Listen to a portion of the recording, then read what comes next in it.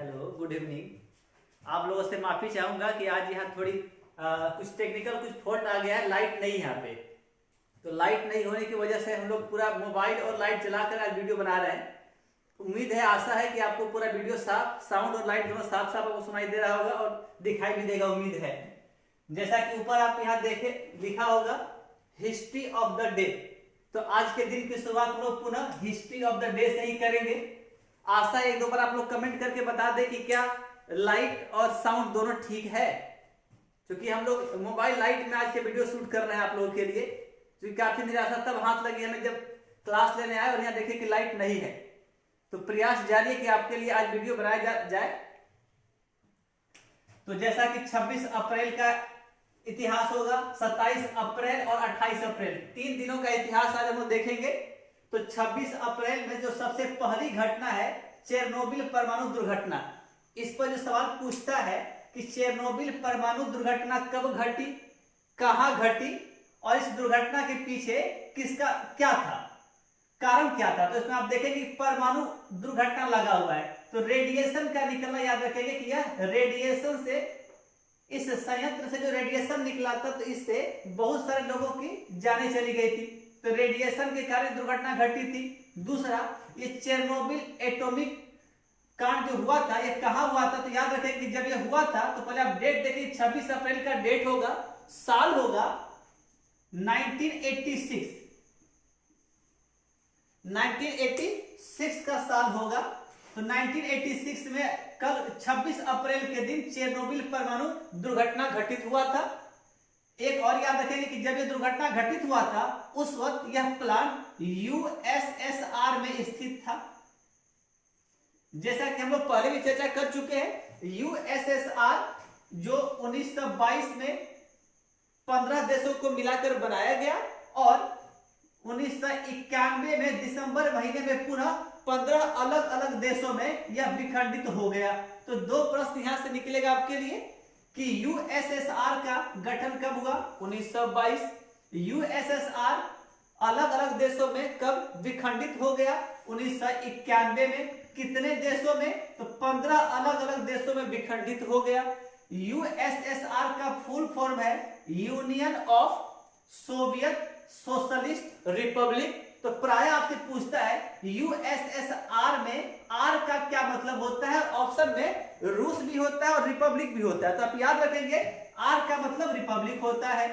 फिर पूछेगा कि यूएसएसआर जब बना तो इसके पहले राष्ट्रपति कौन और इसके अंतिम राष्ट्रपति का नाम कौन।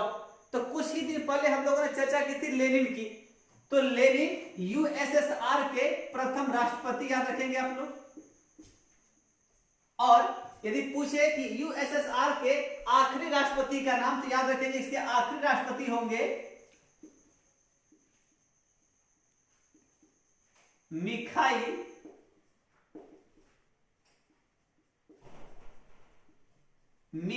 गोर्बाचेव होगा। सॉरी, यहां पे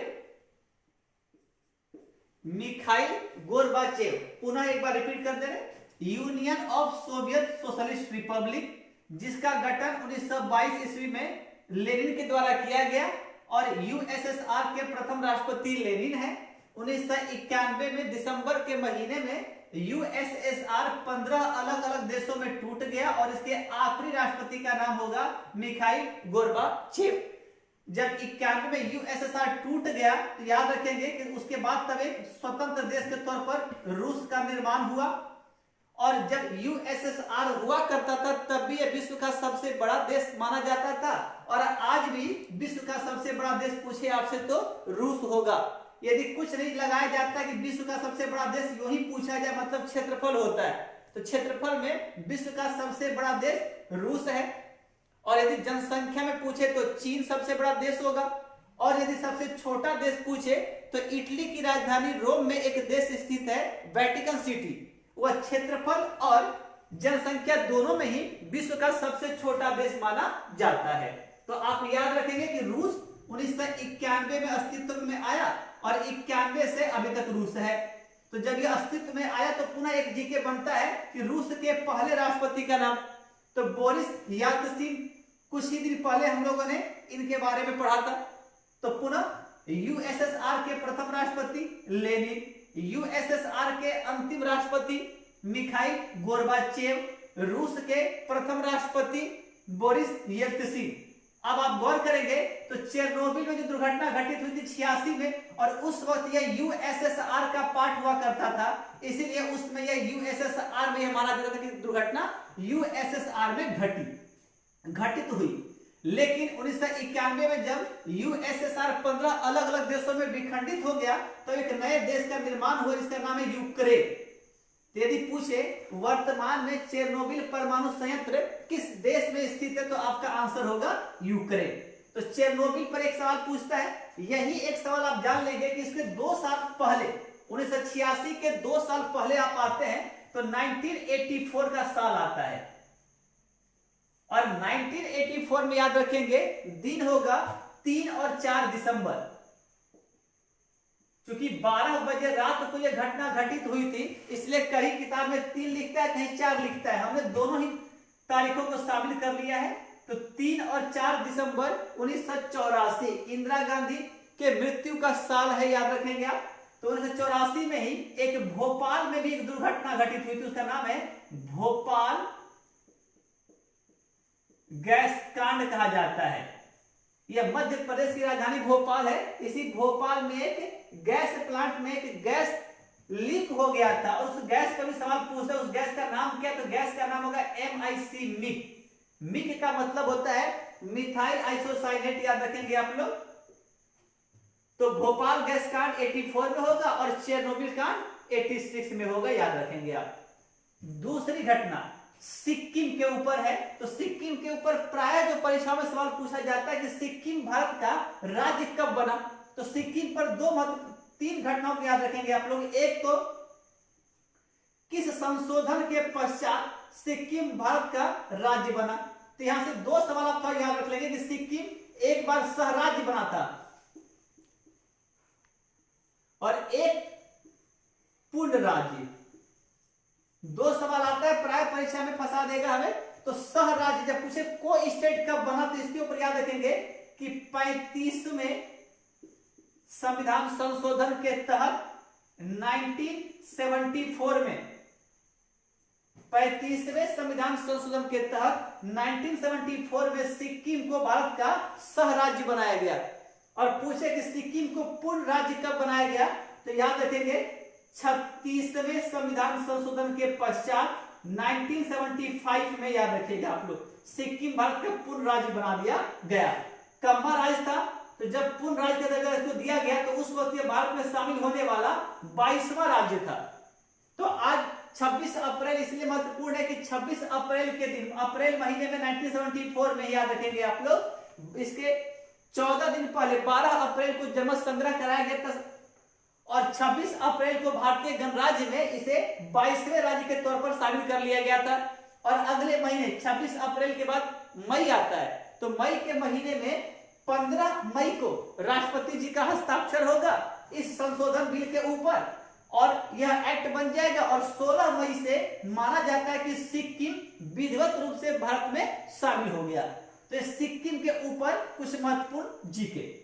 तीसरी, 26 अप्रैल को ही विश्व बौद्धिक संपदा अधिकार दिवस मनाया जाता है। World intellectual property right day इसे कहा जाता है। हम जो भी नए नए आविष्कार करते हैं, हमारे मस्तिष्क से जो भी नया विचार उत्पन्न होता है, उन विचारों के ऊपर हमारा अधिकार हो, कोई उसे चोरी ना कर ले और चोरी करके वो इस्तेमाल ना कर ले, उसी को बचाने के लिए विश्व स्तर पर 26 अप्रैल को यह दिवस मनाया जाता है। रामानुजन, चौथी घटना है कि 26 अप्रैल के दिन 1920 में, यह 1920 याद रखेंगे कि भारत में असहयोग आंदोलन प्रारंभ हुआ था 1920 में। तो उसी वर्ष रामानुजन साहब का देहांत हुआ था 26 अप्रैल के दिन। इन्हें शामिल करने का मकसद यह है कि भारत के यह बहुत बड़े गणितज्ञ रहे हैं और इनका जन्मदिन है 22 दिसंबर। साल है भारतीय राष्ट्रीय कांग्रेस की स्थापना का 2 साल बाद 87, याद होगा। तो भारतीय राष्ट्रीय कांग्रेस की स्थापना का 2 साल बाद है और नेहरू के जन्म के 2 साल पहले या हिटलर के जन्म का 2 साल पहले का तारीख है 87। तो याद रखेंगे कि 22 दिसंबर को साल महत्वपूर्ण नहीं है, 22 दिसंबर इनका जन्मदिन है और इनके जन्मदिन को हम लोग राष्ट्रीय गणित दिवस, रामानुजन के जन्मदिन को भारत में राष्ट्रीय गणित दिवस के रूप में मनाया जाता है 22 दिसंबर को। यहीं से थोड़ा सा करेक्ट कर लिया जाए तो एक दिन आप आगे बढ़ते हो 23 दिसंबर आता है और 23 दिसंबर को हमारे चौधरी चरण सिंह का नाम सुने होंगे आप लोग, CCS। तो चौधरी चरण सिंह का जन्मदिन है और चौधरी चरण सिंह के जन्मदिन को 23 दिसंबर को राष्ट्रीय किसान दिवस मनाया जाता है। तो रामानुजन साहब के ऊपर महत्वपूर्ण जी के यही है कि इनका जन्मदिन किस दिवस के रूप में मनाया जाता है, तो गणित दिवस के रूप में मनाया जाता है। 26 अप्रैल की जो अगली घटना है, महाराजा हरि सिंह जम्मू कश्मीर के अंतिम महाराजा के नाम से इन्हें जाना जाता है। इनके ऊपर यदि आप जाएंगे तो आजादी के वास्तव में से 559 देशी रियासतें भारत में शामिल होने के लिए तैयार हो गई थी। 3 जो शामिल नहीं होने वाला था उसमें से एक जम्मू कश्मीर भी था, दूसरा जूनागढ़ और तीसरा आप देखेंगे तो हैदराबाद था। तो आप हरि सिंह के ऊपर यदि जाएंगे तो इनका डिटेल में जाएंगे तो आपको पूरा जम्मू कश्मीर का इतिहास मालूम चल जाएगा। यदि इन सारे घटनाओं का डिटेल आप चाहेंगे तो हमने टेलीग्राम पे, अपने टेलीग्राम चैनल पे इन सारे घटनाओं का फुल डिटेल वहां अपलोड कर रखा है, आप चाहे तो वहां जाकर इसका लाभ उठा सकते हैं। तो इस प्रकार 26 अप्रैल के सारे हम लोगों ने इतने सारे प्रश्नों को देखा। अगली तारीख हमारे लिए आता है 27 अप्रैल। तो 27 अप्रैल की जो महत्वपूर्ण घटना है उसमें केवल हमने 2 घटनाओं को शामिल किया है, एक दक्षिण अफ्रीका और दूसरा सियरा लियोन। शायद हमें से अधिकांश लोग इस देश का नाम भी नहीं सुने होंगे, लेकिन इसे शामिल करने का यह मकसद है कि परीक्षाओं में बहुत बार इसके ऊपर सवाल पूछा गया है। पहले दक्षिण अफ्रीका की बात की जाए तो जैसा कि आपको पता है अफ्रीका महादेश में स्थित, अफ्रीका के सबसे दक्षिण में यह देश स्थित है दक्षिण अफ्रीका। दक्षिण अफ्रीका में एक नीति हुआ करती थी जिसे रंग भेद नीति कहा जाता था। इंग्लिश में इसी को एपार्थीड कहते हैं, APARTHEID, एपार्थीड या रंग भेद की नीति कहा जाता है, याद रखेंगे। तो अफ्रीका को 27 अप्रैल के ही दिन 1994 में 1994 में, याद रखिएगा, दक्षिण अफ्रीका को रंग भेद नीति से स्वतंत्रता मिली थी। तो दक्षिण अफ्रीका के लिए एक प्रकार से स्वतंत्रता दिवस भी 27 अप्रैल को होता है। एक सवाल यह हो गया। दूसरा, दक्षिण अफ्रीका पता होगा तो बापू भी दक्षिण अफ्रीका गए थे, तो कुछ महात्मा गांधी के सहारे हम यहां से जीके निकाल सकते हैं। और एक अफ्रीका के प्रमुख नेता का नाम है नेल्सन मंडेला, जिन्हें कि अफ्रीकन गांधी के नाम से भी जाना जाता है। तो नेल्सन मंडेला के ऊपर भी आप चाहे तो यहां से जीके निकाल सकते हैं। तो दक्षिण अफ्रीका। और एक महत्वपूर्ण प्रश्न यह पूछता है परीक्षाओं में कि दक्षिण अफ्रीका विश्व का एक ऐसा अनोखा देश है जिसने अपनी 3 राजधानी बना रखी है, याद रखिएगा। और यह बहुत ही महत्वपूर्ण सवाल हो जाता है। एक तो ब्राजील के ऊपर कभी कभी पूछ लेता है कि ब्राजील की भाषा क्या है, राजभाषा क्या है। तो ब्राजील की राजभाषा थोड़ा उल्टा है, पुर्तगाली भाषा है, तो वो एक अनोखा हो जाता है। और दूसरा कि दक्षिण अफ्रीका की 3 राजधानी है, तो कौन कौन सी? तो दक्षिण अफ्रीका ने अपनी एक विधायी राजधानी बना रखा है। इसकी एक विधायी राजधानी है, एक कार्यपालिक राजधानी है और तीसरा एक न्यायपालिक राजधानी है।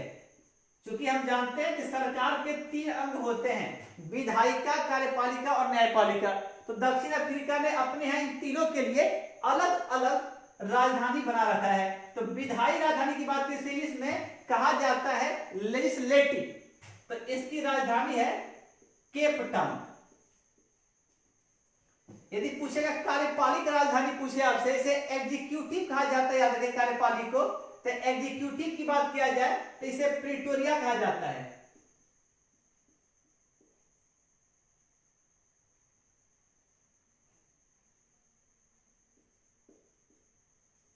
और न्यायपालिक राजधानी की बात की जाए तो इसे ब्लोएमफांटेन कहा जाता है।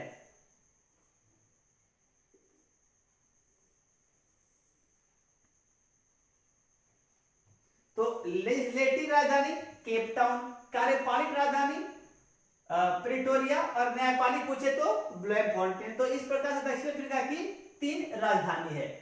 अगला देश जो 27 अप्रैल की घटना में शामिल हुआ सिएरा लियोन, यह भी अफ्रीका महादेश में स्थित पश्चिम अफ्रीका में खास तौर पर यह स्थित है और 1961 में 27 अप्रैल के दिन ही यह इंग्लैंड से आजाद हुआ था। तो इसके ऊपर सवाल बहुत ज्यादा नहीं पूछा गया, केवल पूछा गया है कि सिएरा लियोन किस महादेश में स्थित देश है?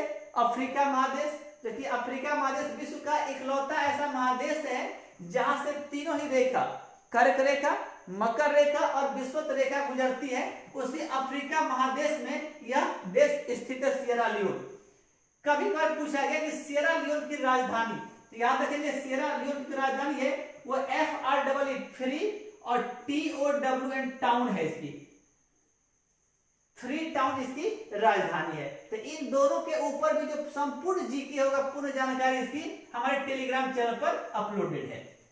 आज का दिन जो 28 अप्रैल है, सबसे महत्वपूर्ण आज है होम रूल लीग। आप सबसे ऊपर देख रहे होंगे घटना को, तो 28 अप्रैल के दिन ही होम रूल लीग की शुरुआत हुई थी। कभी कभी इसी को गृह होम रूल लीग आंदोलन कहा जाता है। इसे पूरा होम रूल लीग आंदोलन, हिंदी में इसी को गृह शासन आंदोलन के नाम से भी जाना जाता है। 28 अप्रैल के दिन 1916 में, याद रखेंगे आप, 28 अप्रैल 1916 में बाल गंगाधर तिलक के द्वारा कर्नाटक और महाराष्ट्र, खासतौर पर कर्नाटक में इस आंदोलन की शुरुआत की गई थी। साल क्या होगा? 1916। ये 16 वही साल है जब कांग्रेस का लखनऊ पैक्ट होगा, अर्थात लखनऊ में अधिवेशन होगा। ये 16 वही साल होगा जब पटना हाई कोर्ट की स्थापना की जाएगी, याद रखेंगे आप। तो होम रूल लीग आंदोलन की शुरुआत 28 अप्रैल से मानी जाती है। भारत में होम रूल लीग की शुरुआत के पीछे 2 लोगों का नाम आएगा, एक BG तिलक, बाल गंगाधर तिलक, और दूसरा जो नाम आता है वो नाम आता है एनी बेसेंट का, AB का नाम आता है, याद रखेंगे आप। एक बाल गंगाधर तिलक और दूसरा एनी बेसेंट। सबसे पहले याद रखें कि अप्रैल के महीने में बाल गंगाधर तिलक के द्वारा यह प्रारंभ किया गया था। महीना याद रखिए, अप्रैल का महीना था तिलक के द्वारा, और 16 में ही, साल एक ही होगा, 1916 में ही एनी बेसेंट के द्वारा सितंबर महीने में यह मद्रास, दक्षिण भारत में जहां एक स्थान होगा अड्यार, तो महाराष्ट्र के अड्यार से यह होम रूल लीग की शुरुआत सितंबर 16 में एनी बेसेंट के द्वारा और अप्रैल 16 में बाल गंगाधर तिलक के द्वारा किया गया था। तो इसलिए आज की घटना में हमने होम रूल लीग को शामिल किया है। भारत की आजादी में इसने बहुत बड़ी भूमिका निभाई थी। 17 में जब एनी बेसेंट औरों को भी गिरफ्तार कर लिया गया था, तो इनका केस मोहम्मद अली जिन्ना के द्वारा लड़ा गया था, याद रखेंगे आप। अगली प्रमुख घटना जो आज के इतिहास में शामिल है वह भानु अथैया जी का 1929 में 1929, यदि याद होगा तो ऑस्कर पुरस्कार की शुरुआत 1929 में ही है। कांग्रेस का लाहौर अधिवेशन दिसंबर महीने में 29 में ही होगा। फीफा फुटबॉल विश्व कप की शुरुआत जो मानी जाती है 1929 से ही मानी जाती है, और शारदा अधिनियम जो बाल विवाह से संबंधित है 1929 में पास हुआ था। कुछ प्रमुख घटना 1929 की, और विश्व में जो महामंदी शुरू हुई थी 1929 में, तो 1929 में ही भानु अथैया जी का 28 अप्रैल को जन्म हुआ था। और यह बड़ा ही रोचक है कि जिस साल इनका जन्म हुआ उसी साल OSCAR ऑस्कर अवार्ड, याद रखेंगे कि ऑस्कर अवार्ड की शुरुआत हुई थी 1929 में और इनका जन्म हुआ था उसी साल 28 अप्रैल के दिन। और भानु अथैया जी ने 1983 में, याद रखिएगा, 1983 में एक फिल्म बनी थी गांधी, जिसके निर्देशक थे एटनबरो साहब, और उस फिल्म में गांधी की भूमिका निभाने वाले थे बेन किंसले, और रोहिणी हट्टीगरी ने गांधी की पत्नी कस्तूरबा गांधी का रोल निभाया था। तो 1982 में फिल्म बनी थी और 1983 में उसी गांधी फिल्म में कॉस्ट्यूम डिजाइन के लिए भानु अथैया जी को ऑस्कर पुरस्कार दिया गया था और इस प्रकार से यह प्रथम भारतीय बन गई थी जिनको ऑस्कर पुरस्कार से नवाजा गया था। तो बड़ा ही रोचक घटना है कि जिस साल ऑस्कर पुरस्कार की शुरुआत हुई उसी साल इनका जन्म हुआ और जिस वर्ष भारत वर्ल्ड कप जीतता है उसी साल ये भारत के लिए ऑस्कर जीतती है। घटनाओं को लिंक करके देखेंगे तो याद रखना बड़ा आसान हो जाएगा। अगला, डेनिस टीटो को हमने आज के इतिहास में शामिल किया है। डेनिस टीटो के नाम पर जीके यह आता है कि 28 अप्रैल के दिन 2001 में, यानी आज ही के दिन 2001 में इन्होंने यात्रा की थी।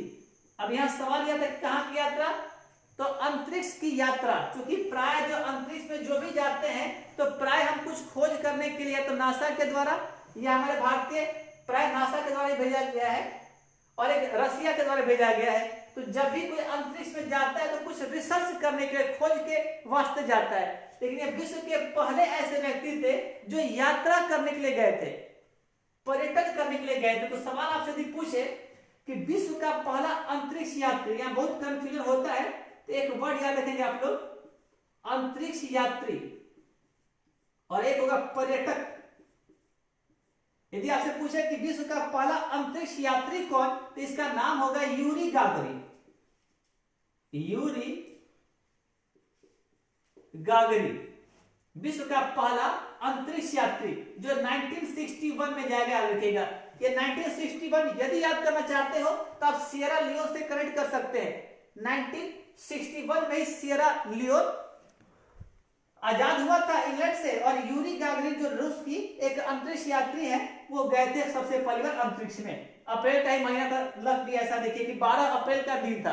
तो 12 अप्रैल को ही पहले अंतरिक्ष यात्री के तौर पर यूरी गागरिन ने अंतरिक्ष की यात्रा की थी। और पहला, विश्व का पहला पर्यटक पूछे आपसे तो पहले पर्यटक के तौर पर डेनिस टीटो ने 2001 में यात्रा की थी। तो ये दो सवाल आप यहां से याद रखेंगे। अब आता है कि चौथी घटना है आज की, बेनिटो मुसोलिनी। नाम शायद सुना ही होगा कि मुसोलिनी इटली के तानाशाह और एक जर्मनी के तानाशाह हैं जिनका नाम सब जानते होंगे, हिटलर। और तानाशाह की दुनिया में याद, तानाशाही की दुनिया में याद रखेंगे, मुसोलिनी और हिटलर को करण अर्जुन के नाम से जाना जाता है। और ऐसा माना जाता है कि मुसोलिनी हिटलर से काफी जला करता था। उसे ऐसा लगता था कि हिटलर हमसे बाद में आया और हमसे जरा फेमस कैसे हो गया। तो एक दूसरे से आगे निकलने के होड़ में इन लोगों ने इतने अत्याचार किए कि तानाशाही की दुनिया में करण अर्जुन के नाम से जाना जाता है। मुसोलिनी जैसा कि प्राय जितने भी लोग महान होते हैं, इतिहास सबका खराब होता है, हम जानते हैं। तो इनका भी बचपन काफी मुश्किल में, यानी कि काफी गरीबी में गुजरा था। कष्ट उठाते हुए इन्होंने एक ऐसा वक्त आया कि जब इटली के ऊंचे पोस्ट पे पहुंच गए और शुरुआत में तो उन्होंने शासन अच्छे तरीके से किया, किंतु बाद में इतनी अत्याचार स्टार्ट कर दिया उन्होंने कि ऐसा माना जाता है कि इटली में मुसोलिनी के द्वारा लगभग 6 करोड़ लोगों की हत्या करवाई गई थी। तो आप अंदाजा लगा सकते हैं कि कितना बड़ा तानाशाह था। तो ऐसा माना जाता है कि जो बुरा करता है उसके साथ भी बुरा ही होता है। तो 28 अप्रैल के ही दिन 1945 में, यहाँ साल लिखा होगा 1945, आज ही के दिन 1945 द्वितीय विश्व युद्ध की समाप्ति का साल याद रखेंगे। भले यह विश्व युद्ध सितंबर में समाप्त होगा, तो अप्रैल के महीने में ही इसको मार दिया गया था। और ऐसा कहा जाता है कि जब इसे मारा गया तो मारने के बाद इसके डेड बॉडी को लाश के ऊपर काफी जूते चप्पल लोगों ने फेंके थे और बीच चौराहे पर इसके लाश को उल्टा लटका दिया गया था ताकि दुनिया को यह मालूम पड़े कि तानाशाही करने का नतीजा क्या होता है। अब चूंकि यह करण है तो एक अर्जुन इनके तैयार थे, हिटलर। तो आज 28 अप्रैल है, 2 दिन बाद पुनः हम लोग हिटलर से मिलेंगे और कुछ दिन पहले भी हिटलर की चर्चा हुई थी। तो 2 दिन बाद 30 अप्रैल को हिटलर का भी देहांत होगा 1945 में। तो केवल 2 दिन के अंदर करण और अर्जुन की मृत्यु होगी। अंतर क्या होगा? समानता यह है कि दोनों तानाशाही के करण अर्जुन है और अंतर यह है कि इसको गोली मारी गई यानी इसकी हत्या की गई, तो वहीं हिटलर ने खुद को गोली मार लिया था। तो यह आज का इतिहास में शामिल हुआ। नाजीवाद और फांसीवाद, हिटलर के द्वारा जर्मनी में नाजीवाद शुरू किया गया था और इटली में इसके द्वारा फांसीवाद शुरू किया गया था। फांसीवाद मतलब होता है कि जब राष्ट्रवाद अपने चरम पर पहुंच जाए तो उसे हम फासिस्ट कहते हैं। अगली घटना है पेशवा बाजीराव। इनके ऊपर आप देखेंगे तो मूवी भी आई थी।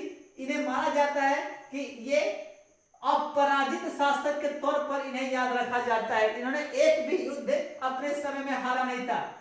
कार्यकाल इनका बहुत ही छोटा रहा था, 1720 से 1740। तो 1740 ईस्वी में 28 अप्रैल आज ही के दिन पेशवा बाजीराव की मृत्यु हुई थी, डेथ हुआ था। तो इतने सारे 3 दिनों के इतिहास के सारे हम लोग कम से कम आज अब तक 100 प्लस जीके की चर्चा अब तक हम लोग की हो चुकी है। तो हमारा लक्ष्य भी यही रहता है कि प्रत्येक क्लास में कम से कम 500 प्लस जीके, क्योंकि आप 1 घंटा हम लोग यदि एकत्रित होते हैं घंटे के लिए, तो हम अपना समय यदि कहीं भी इनपुट लगाते हो तो आउटपुट हमें प्रॉपर मिलना चाहिए। और उसी के लिए हमारा प्रयास होता है कि प्रत्येक दिन के क्लास में शायद कुछ सवाल पूछा गया था। पिछले क्लास में एक सवाल था कि 1958 का जो अधिनियम पास हुआ था उस समय इंग्लैंड के प्रधानमंत्री का नाम जो बताना हम भूल गए थे। उस वक्त इंग्लैंड के प्रधानमंत्री का नाम हो गया था डर्बी साहब, याद रखिए आप लोग। और पिछले क्लास में एक क्वेश्चन ऑफ द डे था, याद नहीं है, यदि आपको याद हो तो आप लोग कमेंट करके बताएं कि क्या क्वेश्चन ऑफ द डे दिया गया था आपको। आज का जो सवाल है कि आपको यह बताना है कि होम रूल लीग की शुरुआत जब हुई थी, क्योंकि हम आज ही की घटना से इतिहास को कनेक्ट करते हैं, तो होम रूल लीग की शुरुआत जब हुई थी तो उस वक्त भारत का वायसराय कौन था? यही आज का आपका क्वेश्चन ऑफ द डे है। फिलहाल अभी आपको कमेंट करके जवाब देना है कि होम रूल लीग आंदोलन की शुरुआत के समय भारत का वायसराय कौन था। कमेंट आपका देखते हैं कितनों का आंसर अब तक आया है।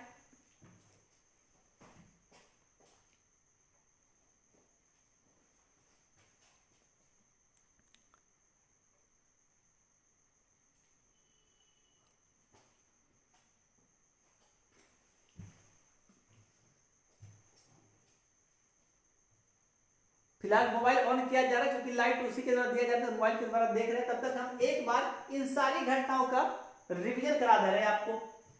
चेरनोबिल परमाणु दुर्घटना 26 अप्रैल 1986 को हुई थी।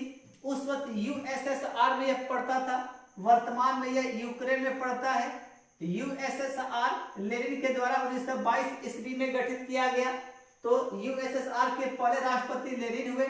1991 में यूएसएसआर 15 अलग अलग देशों में विखंडित हो गया और इसके अंतिम राष्ट्रपति मिखाइल गोर्बाचेव रहे। 15 अलग अलग देशों में टूटने के बाद जब रूस इससे अलग हुआ तो रूस भी विश्व का सबसे बड़ा देश पहले भी था और अभी भी है। और रूस के पहले राष्ट्रपति के तौर पर बोरिस येल्त्सिन ने पदभार संभाला था।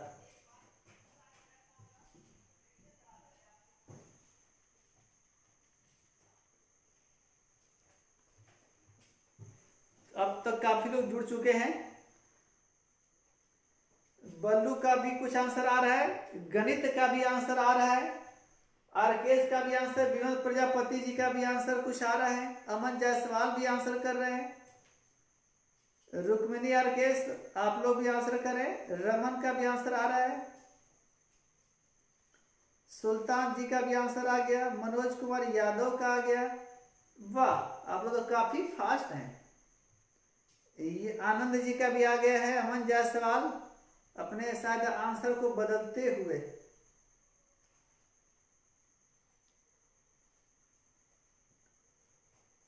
चलिए, उसके बाद अभिषेक जी का भी आ गया है, सोनी कुमारी का आया है, राजा जी हेलो गुड इवनिंग।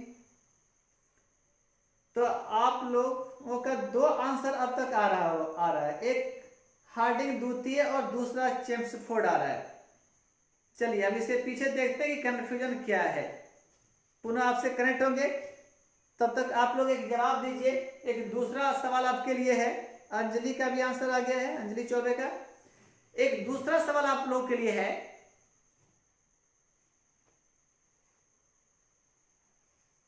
मुस्लिम लीग का जब गठन हुआ था उस वक्त देश में वायसराय का नाम बताना है आपको। मुस्लिम लीग की स्थापना के समय वायसराय का नाम। चलिए आगे बढ़ते हैं। Krishna Nandan Yadav ji good evening.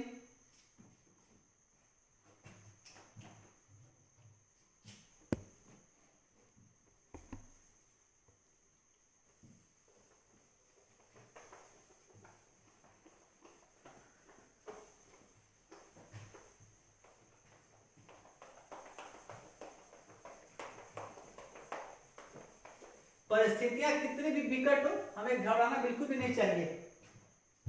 आज लाइट नहीं होने के बावजूद भी हम आपसे कनेक्ट हो रहे हैं, और जैसा कि हमें पता है कि पूरे विश्व में, केवल भारत में नहीं पूरे विश्व में लॉकडाउन की स्थिति बनी हुई है।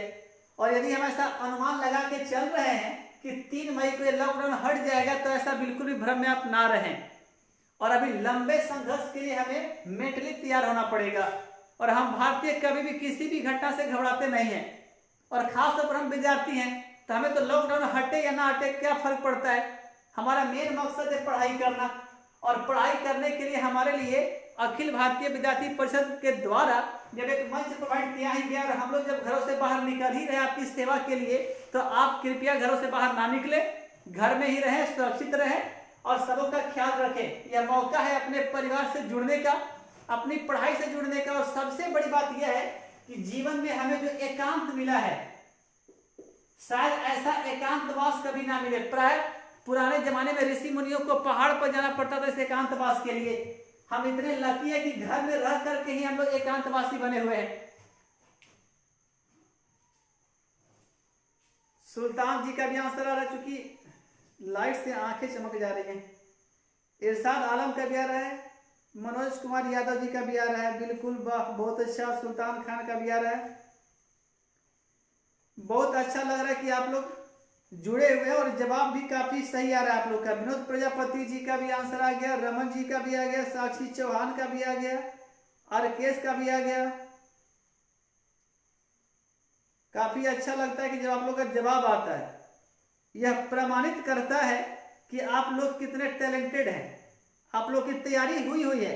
बस लॉकडाउन में हमें हिम्मत नहीं हारना है, और लड़ाई जितनी भी लंबी हो हमें मेंटली मजबूत रहना है। कुछ भी हो जाए, हम विद्यार्थी हमें तो घर पे रह के पढ़ाई करना है, और आपको पढ़ाने के लिए हम बाहर आ ही रहे हैं। विद्यार्थी परिषद बाहर निकल ही रही है, तो फिर आप क्यों बाहर निकलेंगे, आप घरों में ही रहें। और इसे हम लॉकडाउन नहीं मानते हैं, हम इसे मानते हैं प्राकृतिक कारावास मानते हैं इसे।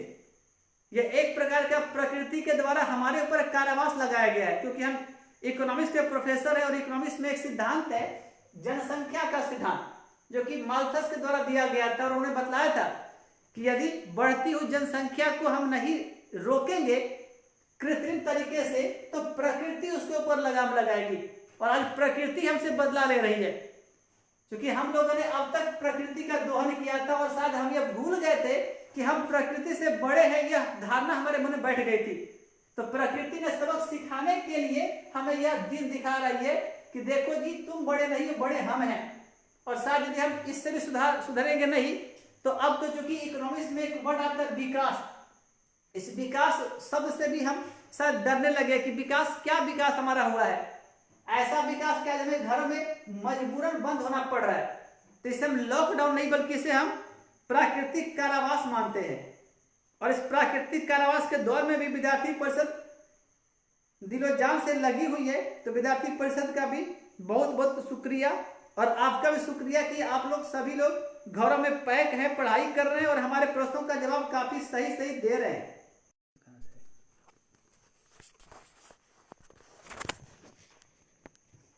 आप लोगों से माफी चाहूंगा कि थोड़ी टेक्निकल प्रॉब्लम आ रही है आज, तो आशा है कि आप पूरा सहयोग करेंगे और हमारे साथ बने रहेंगे। तो अभिषेक जी पर बात हो रही थी कि अभिषेक जी बता रहे थे कि लॉकडाउन में खोज हुआ था, बहुत अच्छी बात है। अमन जायसवाल सर, आप ऑलराउंडर है, बहुत बहुत धन्यवाद आपका कि आप भरोसा कर रहे हैं हमारे ऊपर। राम भूषण प्रजापति जी भी जुड़ गए हैं। चलिए अब हम दोनों ही प्रश्नों के आंसर के ऊपर चलते हैं। तो आपसे आज दो सवाल पूछा गया। एक पहला सवाल था, मुस्लिम लीग के गठन के समय भारत का वायसराय कौन था, और दूसरा सवाल से पूछा गया था होम रूल लीग की जब शुरुआत हुई थी उस समय वायसराय या गवर्नर जनरल का नाम क्या था। अब ऐसे सवालों को पूछने का मकसद क्या होता है समझ लें। ऐसे सवालों से हमारे जरिए दो प्रश्न पूछना चाहता है एग्जामिनर। एक तो सवाल यह पूछना चाहता है हमसे कि यह घटना कब घटित हुई, आप इसका आपको पता होना चाहिए। और दूसरा कि जब यह घटना घटित हुई थी उस समय वायसराय कौन था। तो ऐसे प्रश्नों से हमसे एग्जामिनर दो प्रश्न पूछ लेता है और हमें मालूम भी नहीं चलता है कि उसने दो सवाल हमसे पूछ लिए। तो हम दोनों ही प्रश्नों को हल करने के पहले एक और तीसरा प्रश्न आपके सामने डाल देते हैं, और यह सवाल छोटा मोटा सवाल नहीं है बल्कि यह आईएएस में पूछा गया सवाल है। देखते हैं कि आप लोगों में से कितने लोग हैं जो इस प्रश्न का सही जवाब देते हैं। एक बार सवाल पूछा गया था कि महात्मा गांधी का राजनीतिक कैरियर किस गवर्नर जनरल के समय प्रारंभ हुआ था। तो आप लोग इस प्रश्न का जवाब दें, तब तक हम चलते हैं इसके पीछे। अब लॉजिक देखते हैं कि यह घटना है क्या, चूंकि हमें पॉलिटी पे ही जाना है, लेकिन पॉलिटी पे जाने के चूंकि हमारा 1892 का अधिनियम हो चुका है और 1892 के अधिनियम के जस्ट बाद जो अगला अधिनियम आने वाला है वह है 1909 का अधिनियम होगा। तो यह 20वीं शताब्दी की शुरुआत है और हम ऐसा मानते हैं कि इतिहास में 1857 सिपाही विद्रोह के बाद का जो इतिहास होगा इसे हमें काफी ध्यान से पढ़ना चाहिए, जितना डीप हो सके। सवाल प्राय यहीं से पूछता है, बॉर्डर हिस्ट्री से या भारत में यूरोपियों के आगमन से प्राय सवाल पूछा जाता है, अधिकांश सवाल। तो हम चाहेंगे कि पॉलिटी में इन अधिनियमों की चर्चा करने के पहले जो कुछ बैकग्राउंड है, कुछ भूमिका है, वो पहले वो तैयार कर लें ताकि इन अधिनियमों को पढ़ने का और भी आनंद आ जाएगा हमें। तो पहले बैकग्राउंड के तौर पर यह देख लेते हैं कि मुस्लिम लीग की जब स्थापना हुई थी तो सवाल पहले कब हुई थी, तो 1906 में। यदि महीना पूछेगा तो 30 महीना का तारीख भी आप याद रखेंगे। मॉडर्न हिस्ट्री की यह खासियत होती है कि हमें इसमें कुछ घटनाओं का तारीख भी याद रखना पड़ता है। तो मुस्लिम लीग का जो गठन हुआ था 30 दिसंबर 1906 को, और होम रूल लीग आप देखेंगे तो इसके 10 साल बाद का है होम रूल लीग 1916। तारीख तो पता ही होगा, आज ही का दिन है 28 अप्रैल 1916 में। तो 10 साल में दो घटना। और एक सवाल था कि महात्मा गांधी का राजनीतिक उदय किस गवर्नर जनरल के समय हुआ था। आईएएस का सवाल है, देखते हैं आप लोग दे रहे हैं कि नहीं दे रहे हैं। राजनीतिक उदय,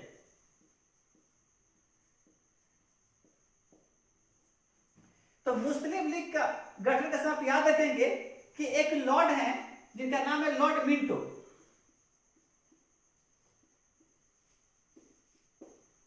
और ये लॉर्ड मिंटो प्रथम भी एक थे और ये लॉर्ड मिंटो द्वितीय आप याद रखेंगे।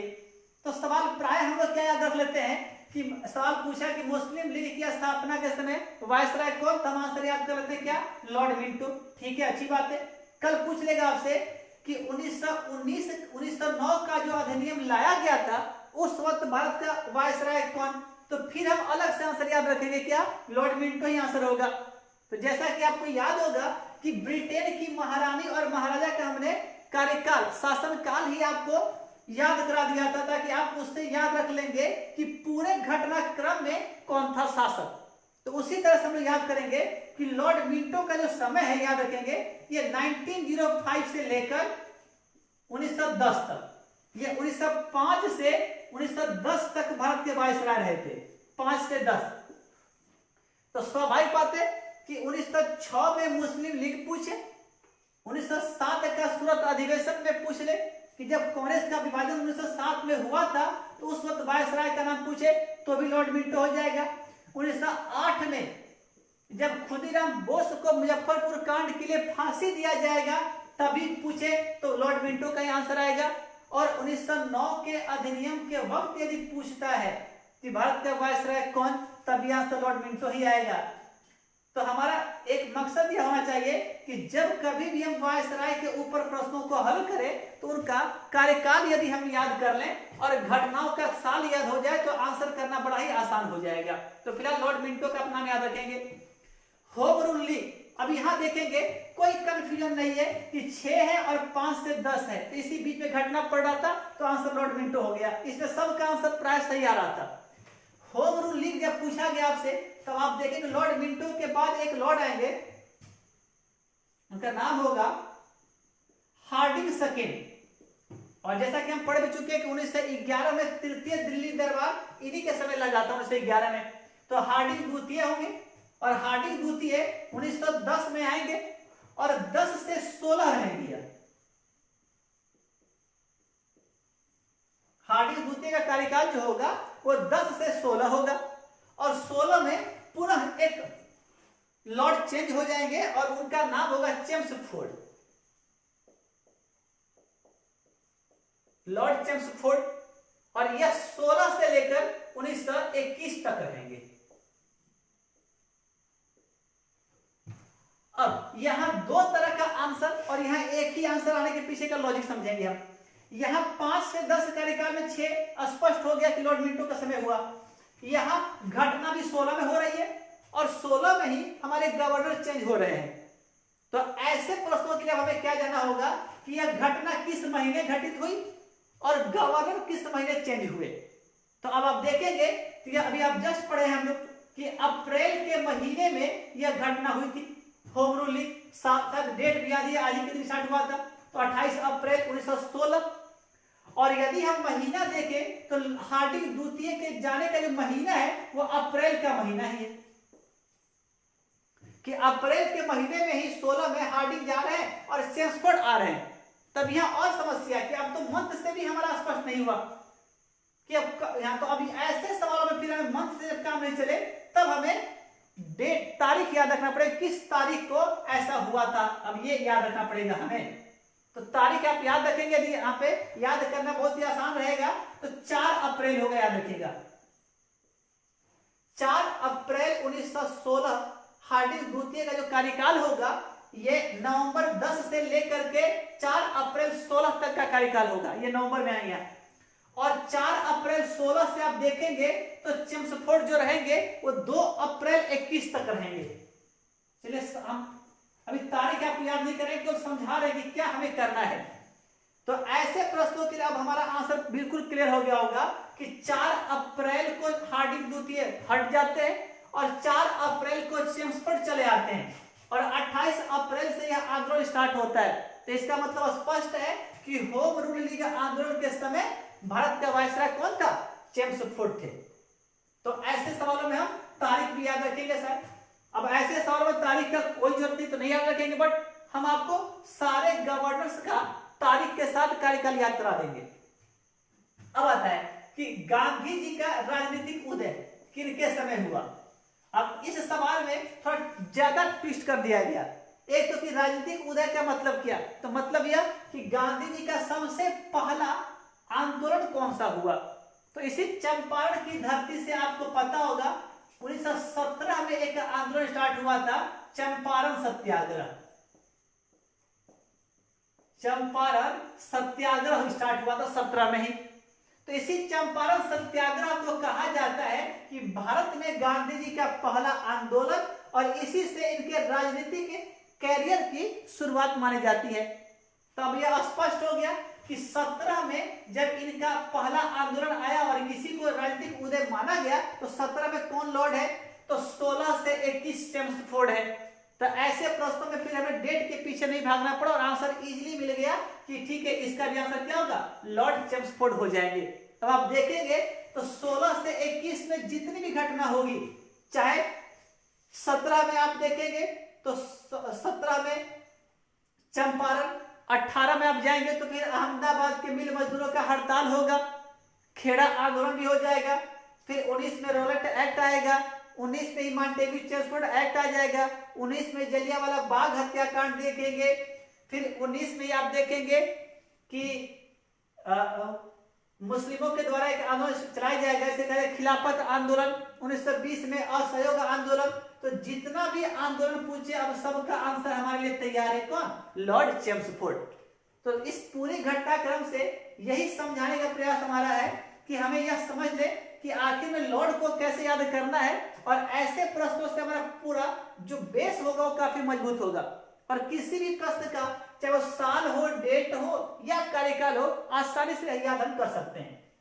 तो आज प्रयास हम यही करेंगे कि पहले इस अधिनियम को आगे बढ़ाने के पहले एक भूमिका तैयार हो जाए, ताकि इस संविधान के विकास को या संविधान निर्माण के विकास को और इतिहास को साथ में हम लेके चलेंगे।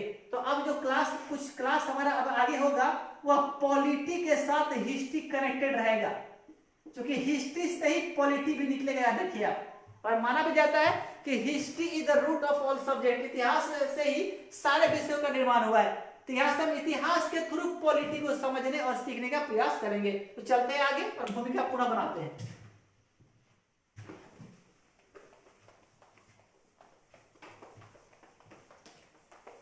हमारी एक समस्या होती है कि साल कैसे याद करें।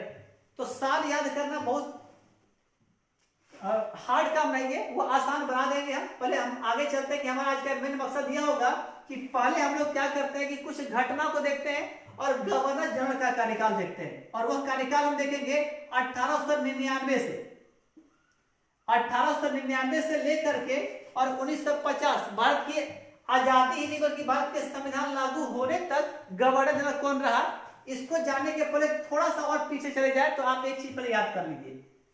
1857 सबको पता होगा, सिपाही विद्रोह। एक साल के बाद इसे दबा दिया गया। अब यहां से हमारा 360 डिग्री का काम चल रहा है, याद रखिए आप।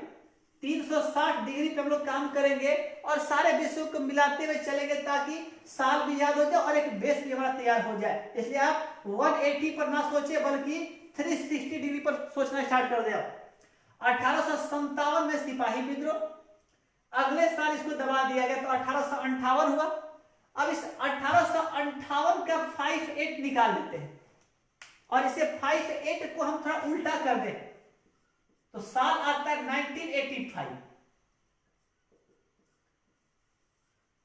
सिपाही विद्रोह को अगले साल दबाया गया 58 में और 58 का अधिनियम भी हम पढ़ चुके हैं।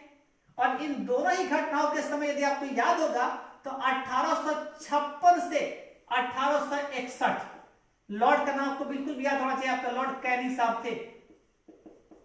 तो सिपाही विद्रोह पूछे या 1858 का अधिनियम पूछे या इलाहाबाद में जो घोषणा पत्र पढ़ा गया किसके द्वारा पूछे, वो सब लॉर्ड कैनिंग होगा। तो 56 से 61 इनका कार्यकाल रहा। एक तो लॉर्ड हमें अभी याद हो गया। अब सिपाही विद्रोह को एक साल बाद 58 में दबा दिया गया। इसी 58 के अंकों को उल्टा किया गया तो 85 तैयार हुआ। 1985 दिन होगा 30 दिसंबर। 30 दिसंबर 1985 को याद रखेंगे आईएनसी, इंडियन नेशनल कांग्रेस की स्थापना। भारतीय राष्ट्रीय कांग्रेस की स्थापना ए.ओ. ह्यूम के द्वारा किया जाएगा। वो इतिहास का मुद्दा होगा, उसे हम लोग बाद में समझेंगे। पहले भूमिका के लिए चलते हैं। तो 1885 में इंडियन नेशनल कांग्रेस की स्थापना और भारतीय राष्ट्रीय कांग्रेस की स्थापना से लेकर आजादी के बाद तक हम पहले तैयार कर ले कि इसमें भी अलग अलग दौर आया है, अलग अलग काल आया है। तो अलग अलग दौर को याद करने के लिए कुछ ऐसा तैयार कर ले। पहले आईएनसी हो गया। अब कांग्रेस की स्थापना से हम अगला 20 वर्ष आगे बढ़ते हैं। तो स्थापना से अगले 20 वर्ष मतलब 1905 का समय आता है। यह कांग्रेस का एक फेज होगा और इसको कहा जाए पहला फेज, और यह फेज होगा उदारवादियों का। तो आपसे सवाल पूछे कि भारत में उदारवादियों का समय क्या है, तो आप याद रखेंगे कांग्रेस की स्थापना से 20 साल 1905 अर्थात 1905 यदि याद नहीं हो तो प्रमुख घटना है बंगाल विभाजन। इसके ऊपर भी चर्चा बाद में करेंगे। फिलहाल केवल घटना हो बंगाल विभाजन। तो कांग्रेस की स्थापना से बंगाल विभाजन तक का जो समय है यह उदारवादियों का समय माना जाता है। पुनः 1905 से गांधी के चंपारण तक को हम मान लेते हैं। तो 5 से गांधी का चंपारण 1917, कहीं कि आपको 1918 भी मिलता है, हम इसे 17 ही लेकर चलते हैं। तो गांधी के आने तक जो 12 साल का समय आप देख रहे हैं, इसे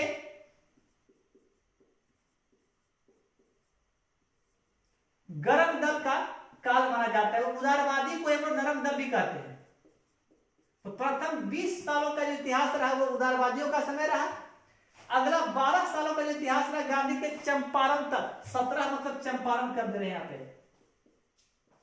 चंपारण तक गरम दल का रहा। और गांधी के चंपारण से गांधी की मौत तक 1948 में गांधी की को गोली मार दिया गया गांधी जी को।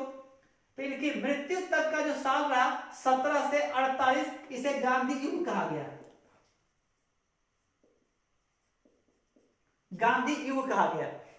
और गांधी की मृत्यु के बाद 1948 के बाद 1964 तक यह गांधी की मृत्यु और यह नेहरू की मृत्यु का साल है। नेहरू की मृत्यु और नेहरू की मृत्यु तक का साल है, इसे कहा गया नेहरू युग। इन चार युगों के पीछे का यह मकसद है बताना हमारा कि इन चारों ही समय अलग अलग लोगों का नेतृत्व होता है कांग्रेस में, और इन चारों के कॉन्सेप्ट अपने अलग अलग होते हैं। उदारवादियों का जब दौर आएगा तो हम देखेंगे कि इस दौर में इनके द्वारा कभी भी भारत के आजादी की डिमांड नहीं की जाएगी, क्योंकि उदारवादियों का ऐसा मानना था कि अंग्रेजों से न्याय प्रिय तो कोई है ही नहीं, तो ये स्वतंत्रता की डिमांड नहीं करेंगे, बल्कि केवल इनके द्वारा जो डिमांड किया जाएगा कि हमें संवैधानिक अधिकार दिए जाए, शासन अंग्रेज ही करे भारत में। तो इसका एक अपना ही एटीट्यूड रहा। गरम दल, चूंकि बंगाल विभाजन के बाद से एटीट्यूड चेंज हो गया कि जब इनके विचारों को धक्का लगा, बंगाल में बांट दिया गया कर्जन के द्वारा, तो वहां से परिवर्तन, एक नई धारा स्टार्ट हुई और यहां से गरम दल का एक दौर आ गया। और इस यहीं पर कहा गया लाल बाल और पाल का सूत्रपात होता है। गरम दल मतलब लाल बाल पाल, लाल बाल और पाल। लाल का मतलब लाला लाजपत राय, बाल गंगाधर तिलक और बिपिन चंद्र पाल। इन तीनों में सबसे भयंकर जो निकलेंगे बाल गंगाधर तिलक, कि अंग्रेजों को इतना परेशान करेंगे कि अंततः इन्हें भारतीय अशांति का जनक कहना पड़ेगा। और जब वैलेंटाइन सिरोल जब इन्हें भारतीय अशांति का जनक कहेगा तो उनके खिलाफ केस लड़ने के लिए लंदन चले जाएंगे। तो एक अपने इतिहास है, उसे हम लोग आगे देखेंगे। अब गरम दल के बाद जब गांधी भारतीय इतिहास में प्रवेश करते हैं, जब राजनीतिक उदय स्टार्ट होता है तो गांधी सत्य और अहिंसा, तो यहाँ का जो हथियार होगा यह सत्य और अहिंसा का हथियार होगा। और गरम दल वालों को याद रखें कि इसी गरम दल के साथ एक और पैरेलल एक चला था, उसे कहा गया क्रांतिकारी, रिवॉल्यूशनरी कहा जाता है। तो क्रांति का मतलब होता है बदलाव, परिवर्तन। तो ये बदलाव नहीं चाहते थे, इसलिए उनको कहा गया ऑर्थोडॉक्स, रूढ़िवादी कहा गया है। और क्रांतिकारी भी याद रखेंगे कि गरम दल वाले भी क्रांति चाहते थे, बदलाव चाहते थे, लेकिन इस क्रांतिकारी भी याद रखें कि भगत सिंह, चंद्रशेखर आजाद, सुखदेव, राजगुरु, ऐसे लोगों का भी एक नाम आएगा जो क्रांतिकारी माने जाएंगे। इनमें थोड़ा यह अंतर हो जाएगा कि जो सुखदेव वाला जो पार्टी होगा वह मार धाड़ के बल पे चाहेगा कि हम इंडिया को आजाद कराएं।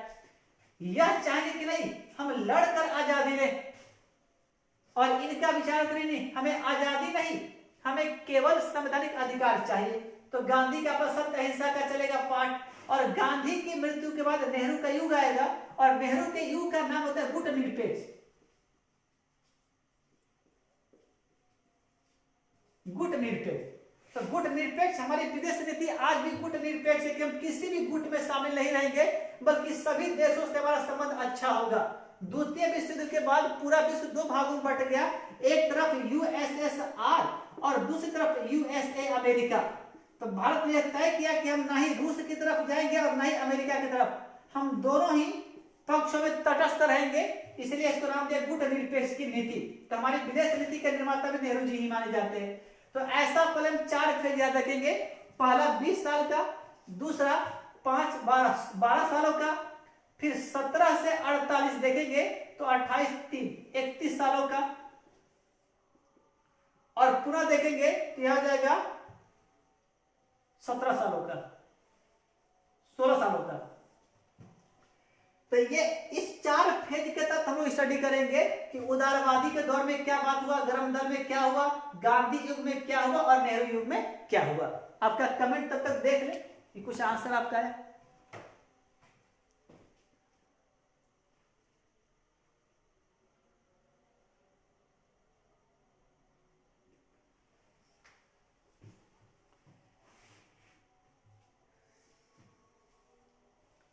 अभिषेक जी कर रहे हैं गांधी जी, बात सही है अभिषेक का तो आंसर। लॉर्ड मेयो कहां से, लॉर्ड मेयो, फिर आनंद जी है, विनोद प्रजापति जी हैं, रुक्मिणी है, साक्षी चौहान का भी ठीक है, अभिषेक झा, सोनी कुमारी, सौरभ कुमार, आरकेश, अभिषेक, बल्लू कुमार,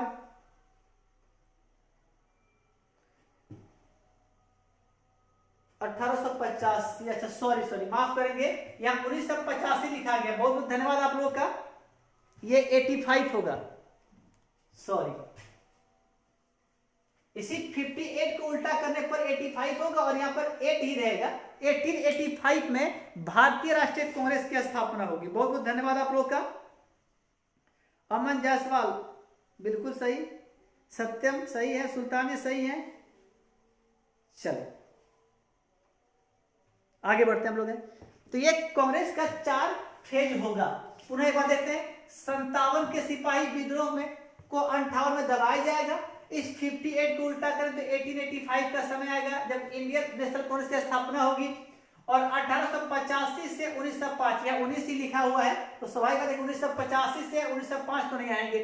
तो 1885 से 1905 20 साल का उदारवादी दौर, और 5 से 17 गरम दल का दौर, और 17 से गांधी की मृत्यु तक गांधी युग, और गांधी की मृत्यु से नेहरू की मृत्यु तक का होगा नेहरू युग। और इन्हीं सारी बातों को हम लोग आगे बढ़ाएंगे। तो जो अगले क्लास में हिस्ट्री के साथ जो पॉलिटी को मर्ज किया जाएगा, तो नेक्स्ट क्लास में आप याद रखेंगे कि अभी हम लोग 1600 ईस्वी से, यदि इसके पीछे भी जाएंगे तो 1487 से स्टार्ट हुआ है हमारा पढ़ाई। बार्थोलोमेव डियाज के द्वारा जब खोज किया गया था केप ऑफ गुड होप, वहां से लेकर हम लोग 20वीं शताब्दी में आ चुके हैं। 20वीं शताब्दी, और स्टार्ट हुआ था हमारा 15वीं शताब्दी में। तो इतने समय तक में जो भी आपको